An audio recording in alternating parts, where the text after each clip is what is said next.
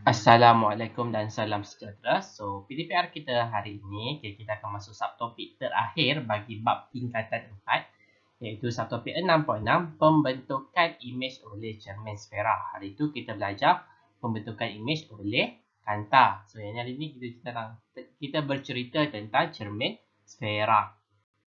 Okay, so macam biasa sebelum kita tengok apakah pembentukan imej oleh cermin sata, kita tengok dululah standard pembelajaran dia. Okay, yang pertama, menentukan kedudukan imej dan ciri-ciri imej yang dibentuk oleh cermin cekung dan cermin cembung. So, ini sama macam kanta hari itulah. Okay, ciri-ciri imej ni sama macam kanta hari itu. Nyata dan maya. Nyata atau maya. Lebih besar, lebih kecil ataupun sama saiz. Okay, songsang atau tegak. Okay, nombor 2. Berkomunikasi menerangkan aplikasi cermin cekung dan cermin cembung dalam kehidupan. So, apa fungsi cermin cekung, apa fungsi cermin cembung. Okay, masing-masing memainkan peranan yang tersendirilah. Okay, sorry. So, kita masuk subtopik 6.6. Okay, pembentukan imej oleh cermin sfera. Cermin sfera merupakan sebahagian daripada sfera berongga yang terpotong seperti ditunjukkan dalam rajak 6.42. Seperti rajak inilah kalau kamu tengok. Okay, so satu bulatan. Okay, kemudian kita ambil bahagian kecil saja kat sini. Okay, ini ada bulatan yang lain. Kita ambil satu lagi bahagian kecil dekat sini. Okay, untuk menghasilkan dua jenis cermin. Okay, kita ada cermin cekung dan ada cermin cembung. So, ini adalah cermin cekung. Okay, ini pula adalah cermin cembung. Okay, dia macam kanta cekung, kanta cembung lah. Kalau kanta cekung macam ini. Okay, kalau cermin cembung dia macam ini. Okay, kamu kena buat garis-garis belakang ini. Okay, menunjukkan dia adalah cermin. Okay, kalau kanta cembung macam ini.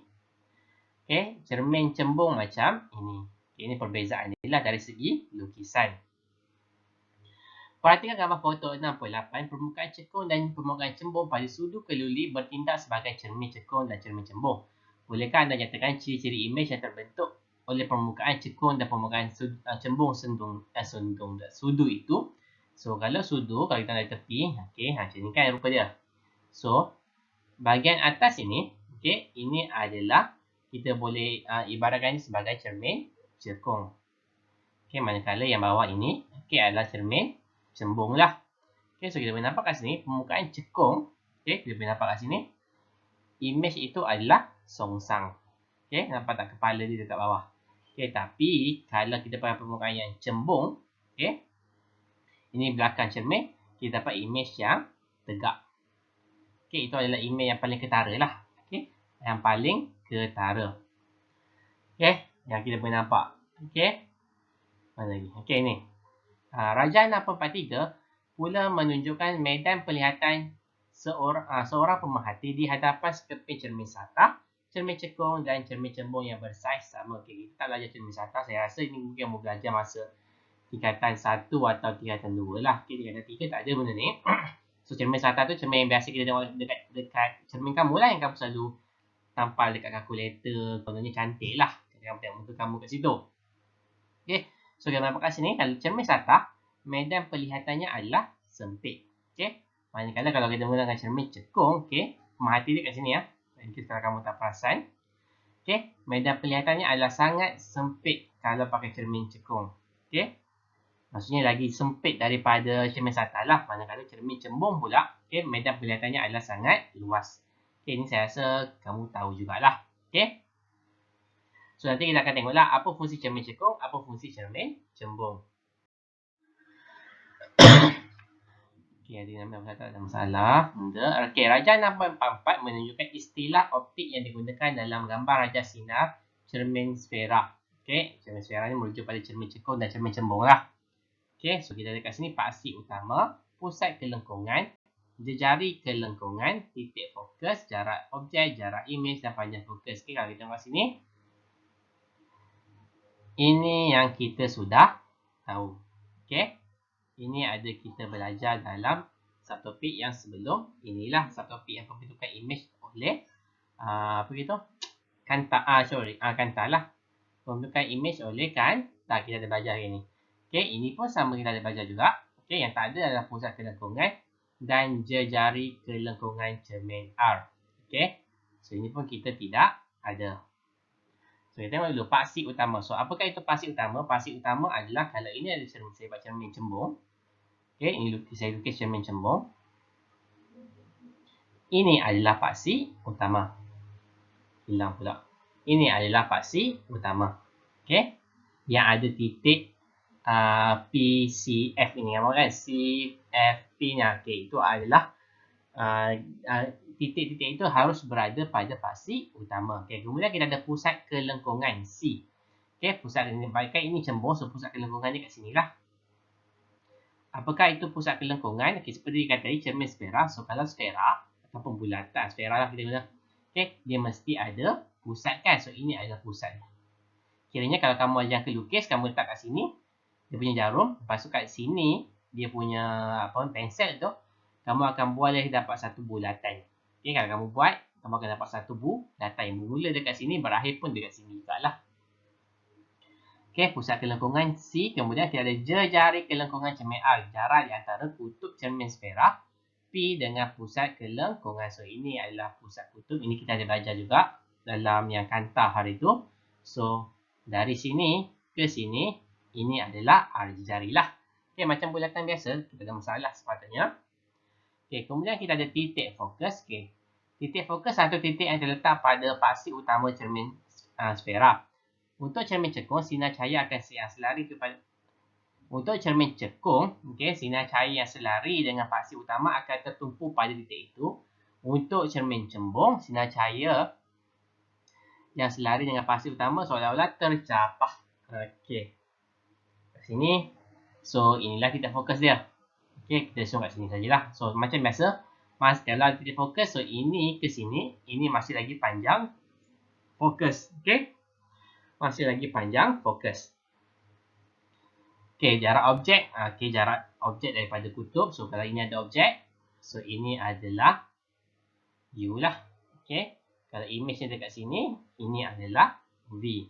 Okey, daripada kutub P ini kepada objek. Itu jarak objek, kutub P kepada kutub P. Kutub P kepada image. So, itu adalah jarak image. Okey. Panjang fokus itu adalah P ke titik fokus ini. Adalah F. Okey. So, kita boleh tengok dekat sini. Dia kata, kat titik fokus ini, untuk cermin cekung, sinar cahaya yang selari dengan paksi utama akan tertumpu. Nampak kat sini, sinar cekung, cahaya warna merah kat sini, warna hijau. Okey, semuanya akan tertumpu kepada titik fokus. Okey, manakala kalau cermin cembung, okey, cahaya itu dicapahkan seolah-olah daripada titik fokus. Okey, ini lebih kurang sama macam kanta cembung, kanta cekung. Okey, panduan untuk melukis gambar raja sinar cermin sfera. Okey, seperti kanta juga, okey, sama sahaja. Okey, untuk cermin cekung ini, yang nombor 1 ini saya panggil sebagai sinar C. Kamu ingat lagi saya dah kata, kalau dalam exam, okey, kamu tak tahu nak lukis sinar apa, lukis saja sinar C. Okey, di mana sinar itu mesti pergi ke C, okay, untuk kanta. Untuk cermin pun benda yang sama, kita boleh nampak dekat sini. Okey, C. Apa kalau ada image objek dekat sini, so C terus direct, terus pergi melanggar dengan permukaan cermin. Okey, sama juga inilah dia mencapah. Tapi bezanya kalau cermin dengan kanta, kalau kanta hari tu kita lukis, okey, cahaya itu straight line saja. Kita suruh straight line, satu arah saja. Tapi kalau cermin, okey, kalau kita guna cermin, sinar C itu kamu mesti lukis arrow dia macam ini. Okey, arrow dia bertemu sebab dia dipantulkan. Okey, kalau soalan tanya, apakah fenomena bagi cermin? Okey, fenomenanya adalah pantulan. Kalau kanta, fenomenanya adalah pembiasan. Okey, itu dia punya perbezaan lah. Okey, sebab itulah kalau kanta, cahaya itu straight line saja. Okey, distansi menuju ke depan. Okey, tapi kalau sinar C untuk kanta, untuk cermin, dia mesti bertemu macam ni. Arrow dia mesti bertemu macam ini. Kalau kamu buat arrow macam ni, so salah lah. Ini hanya untuk kanta sahaja. Okey, kemudian nombor 2. Okey, ini adalah nama yang sama, kita panggil sebagai sinar P. Okey, kamu ingat lagi sinar P, P itu adalah untuk parallel. So, sinar itu mesti selari dengan paksi utama kemudian dipantulkan pergi ke F. Dalam kes ini, kalau kanta cekung, okay, dipantulkan pergi ke F ini. Manakala kalau kanta cembung, okay, ini kanta cembung, cahaya sinar P tadi dipantulkan seolah-olah menjauhi F. Okay? Maksudnya bila kamu lukis, langgar sini, ambil pembaris, letak dekat titik F, letak kat sini, kamu buat satu garisan. Tapi ingat, kat sini mesti cahaya yang berada di dalam cermin mesti putus kerana cahaya itu adalah tidak wujud sebenarnya. Okay, tak wujud. Okay, so maksudnya tak wujud, kamu kena lukis hanya semata-mata untuk memudahkan kamu lukis sinar ini sebenarnya. Itu saja function dia. Okay, tapi kamu still kena lukis. Yang ketiga ini adalah sinar F. Okay, so sinar F kita dah belajar hari tu. Okay, sinar itu mesti pergi F dulu, kemudian dia akan straight line, akan parallel dengan paksi utama. Okay, straight line, pergi F, lepas pergi F, langgar dengan cermin, so dia akan dipantulkan secara selari lah dengan paksi utama. So ini adalah cermin cembung, kita nampak kat sini. Kalau objek ada kat sini, so pergi ke F, langgar, dia parallel. Okay, manakala kalau kanta cermin cembung, okay, ambil pembaris, kamu letak kat titik F ini, buat garisan daripada kepala objek tu kan, buat garisan. Okay, lepas tu pastikan kat sini putus-putus. Okay, kemudian kat mana dia berlanggar tadi, dia akan dipantulkan. Okay, ini adalah cara untuk lukis sinar, gambar raja sinar untuk cermin cekung dan juga cermin cembung. Okay, nampaknya saya terskip satu muka surat. Okay, so saya explain lah. Okay, muka surat yang sepatutnya tunjuk macam mana kamu nak lukis gambar raja sinar, okay, untuk cermin cembung dan juga untuk cermin cekung. Okay, so saya akan terangkan dekat sini lah. Okay, saya terang hanya ni simplify saja, kamu boleh tengok sendirilah dalam buku teks kamu. Apa yang saya nak ajar adalah kamu kena tahu ciri-ciri image ataupun ciri-ciri ciri-ciri image lah untuk dua jenis kanta. Okay, first kali kamu kena tahu ini kanta cekung, ini kanta cekung, ini kanta cembung. Okay, so buat garisan kat sini menunjukkan ini adalah cermin. Hilangnya garisan paksi utama tu. Okay. Okay, kita tengok dulu cermin cekung. Okay, atas sini cermin cekung. Okay, so kalau ini adalah objek dan image kamu terbentuk dekat sini contohnya. Okay, cara lukis kamu tengok nantilah dalam buku teks kamu. Okay, kamu kena tahu ciri-ciri image ini. Okay, so ini adalah objek, so ini adalah image. So apa ciri-ciri dia? Di sini kita boleh nampak, okay, size lebih kecil. Okay, lagi satu dia songsang. Kenapa songsang? Okay, objek anda pandang ke atas, image anda pandang ke bawah, so dia songsang lah. Okay, dan satu lagi ini yang paling penting, okay, ianya adalah nyata. Okay, ianya adalah nyata. Okay, kalau kamu ingat lagi, kalau dalam kanta, okay, dalam kanta, kalau image terbentuk dekat sini, okay, baru kita kata dia nyata. Okay, image terbentuk dekat sini, kita kata dia maya. Itu kalau kanta. Tapi kalau cermin, dia terbalik. Image terbentuk di sebelah kiri, okay, ataupun bersebelahan sama belah, sama bahagian, okay, dengan objek, so dia adalah nyata. Okay, kalau tak sama, dia adalah maya. Okay, maksudnya dekat sini, okay, kamu kena ingat baiklah. Nyata tu apa definisinya? Nyatanya adalah, definisi nyata adalah image yang terbentuk pada skrin putih. Okay, maya pula adalah image yang tidak terbentuk pada skrin putih. Sorry. Apa maksudnya kat sini? Okay, ini adalah dia punya objek kan. So, kalau berlaku pantulan dekat sini, okay, image yang terbentuk ni, kalau kamu letak kertas putih dekat sini, kamu akan nampak image dia. Itu maksud dia lah. Okay, so kita kata image itu adalah nyata. Okay, kalau image terbentuk di dalam cermin, okay, image itu adalah maya. Okay, ingat cermin kalau sebelah sini dia adalah maya. Okey, sebab kamu tak boleh letak, kamu macam mana? Maya kan objek maya itu adalah image yang tidak boleh terbentuk pada skrin putih. So disebabkan secara logiknya lah kita fikir image itu terbentuk di dalam cermin. So macam mana kamu nak ambil kertas putih kamu masuk dalam cermin? Nah, itu maksud dia lah. Okey, itu adalah dia punya maksud lebih kurang lah, dia punya analoginya. Okey, so kamu tak boleh bawa masuk kertas ke dalam cermin. So sebab itu kita kata image itu adalah maya. Okay, so kenapa baliklah definisi image nyata dan juga image maya. Okay, untuk kanta cembung, cermin cembung, so image-nya biasanya akan terbentuk dekat sini. Okay, di bahagian ini. Image cermin cembung adalah sentiasa maya. Okay, sentiasa maya. So, bila maya, image tu kamu kena lukis putus macam ini. Okay, kalau nyata kamu kena lukis solid line macam ni. Kalau maya kena lukis putus. So, kat sini. Kalau objek tu dekat sini. Okay, so, saiz kecil. Okay, tegak. Dan juga dia maya.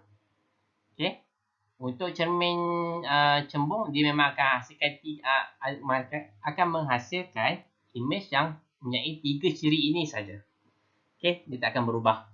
Cekung ia akan berubah. Cembung tidak. Okay, so secara general lah. Kamu tengok balik buku teks kamu kalau kamu nak lebih faham. Okay, cara melukis tu kena guna sinar C, P dengan F lah. Mesti guna dua daripada 3 sinar untuk mendapatkan titik persilangan dia. Okay, aplikasi cermin cekung dan cermin cembung dalam kehidupan harian. Okay, gambar foto 69 menunjukkan satu cermin bintik buta. Blind spot mirror, cermin ini adalah sejenis cermin cembung. Apakah gunaan cermin ini dan mengapakah cermin ini digunakan? Nampak kat sini kan, cermin kat sini. Kadang-kadang kita panggil cermin bintik buta, kadang-kadang kita panggil just cermin keselamatan. Okay, cermin keselamatan. Okay, simple saja. Okay, ini biasa kita nampak cermin ini dekat selekoh lah. Selekoh tajam yang mungkin kamu tak boleh nampak apa yang berada di sebalik selekoh itu. So, letak cermin ini. Okay. Ataupun juga kamu mungkin nampak dekat shopping mall. Okay, biasa kalau shopping mall. Kalau ini pandangan atas shopping mall. Okay, biasa dekat penjuru ini. Okay, penjuru ini mesti dia letak satu cermin besar. Diletakkan pada bahagian paling tinggi lah yang boleh sampai. Okay. Supaya apa? Kenapa dipakai cermin cembung? Supaya medan penglihatan dia adalah luas. Okay, medan penglihatan adalah luas. Kenapa tak letak dekat bawah? Okay, kalau letak kat bawah susah lah. Okay, mungkin apa kita kata akan ada objek yang akan menghalang penglihatan. Okay, kalau ada rak-rak dekat sini kan, so mungkin kamu tak boleh nampak kalau letak cermin itu di bahagian bawah. Okay, okay. Kenapa letak kat bucu? Okay, supaya mengurangkan titik buta. Okay, bayangkan kalau ini apa kita panggil pandangan atas kedai tu, kamu pergi letak cermin tu dekat tengah-tengah ni. So, pandangan cermin tu hanya kat sini saja. Nampak tak kat sini? Ada ruang titik buta dekat situ. Okay, ada ruang titik buta kat sini. Itu kita tak nak. Okay, tujuan cermin ni supaya kita nampak tindak tanduk orang yang ada dalam kedai tu. Dia buat apa? Mencuri ke apa ke? Itu fungsi dia. Tapi kalau kamu dah letak dekat tengah ni, so kat sini akan jadi titik buta. So sebab tu kita tak jumpa kedai yang letak cermin keselamatan dekat tengah-tengah. Okay, kalau ada kamu tegur lah. Okay, letak dekat bucu supaya boleh nampak pandangan yang lebih luas. Okay, aplikasi cermin cekung. Okay, aplikasi cermin cekung. Okay, cermin solid. Cermin cekung digunakan sebagai cermin solid untuk menghasilkan image yang diperbesarkan bagi mempermudahkan kamu punya persolidan lah. Okay, kalau cantik. Okay, yang kedua, cermin pergigian. So, ini adalah dentist pakai. Okay, cermin pergigian membentuk image yang tegak dan lebih besar daripada objek untuk memudahkan pemeriksaan gigi. Okay, so ini logik lah. Okay, bayangkanlah kalau kamu cermin ni, okay, dia adalah songsang. Maksudnya gigi kamu tu, macam mana? Image ni songsang. Maksudnya image ni terbalik dengan keadaan asas. So, doktor gigi susah nak agak kat mana gigi kamu yang rosak. Kiri ke, kanan ke, sebab image kamu semua dah sudah terbalik. balik. So, dia pun pening. So, kita menggunakan cermin cekung untuk menghasilkan imej yang tegak dan lebih besar lah.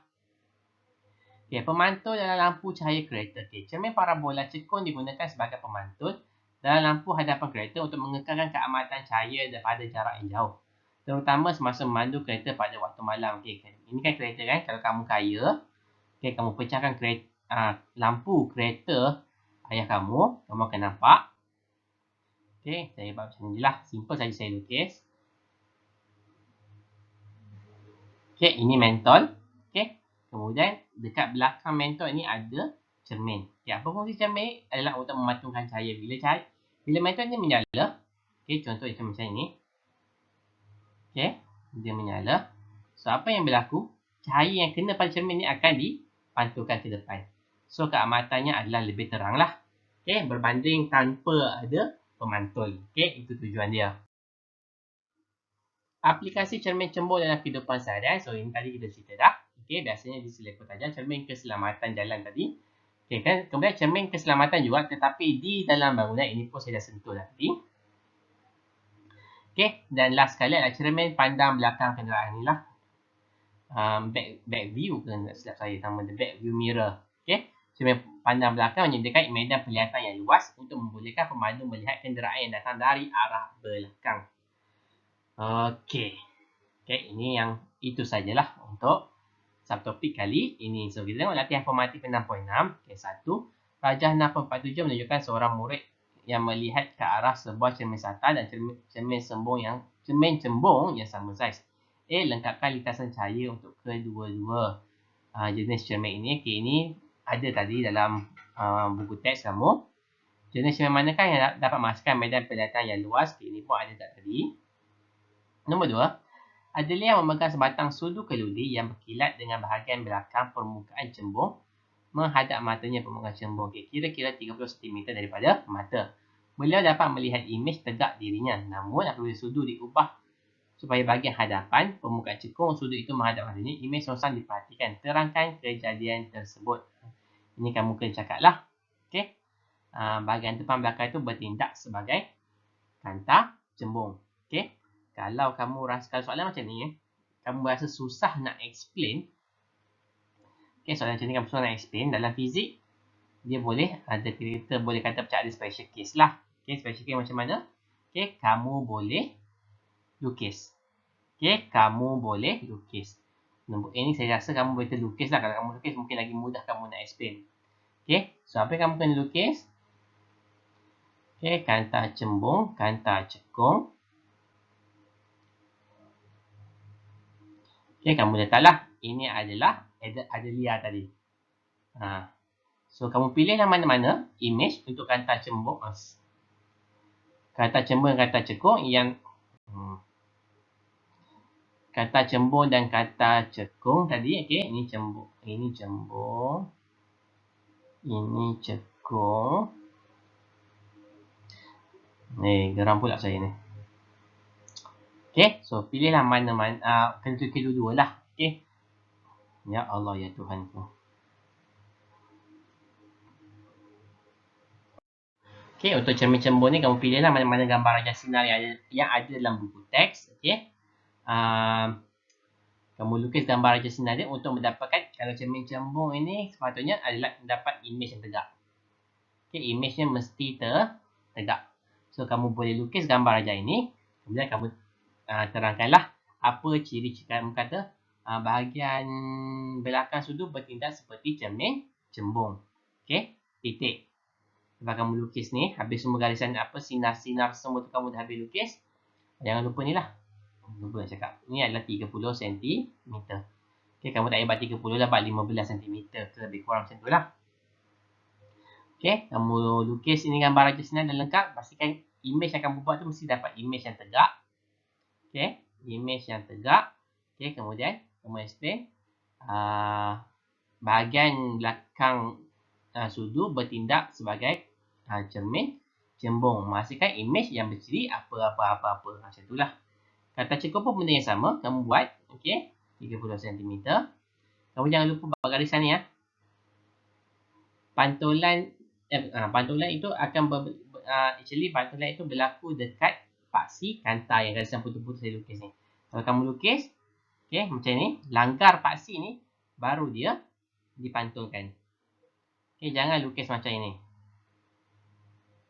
Okey, kena cermin, pantul tak? Ini tak tepat ya, kurang tepat ya. Ini yang lebih tepat. Okey, pantulan itu berlaku pada paksi kanta. So, benda yang sama juga, yang cermin cekung ni, kamu lukis, okay, kamu terangkan manajemen, dan nyatakan ciri-ciri imej. Okay, sama je macam yang atas ni. B.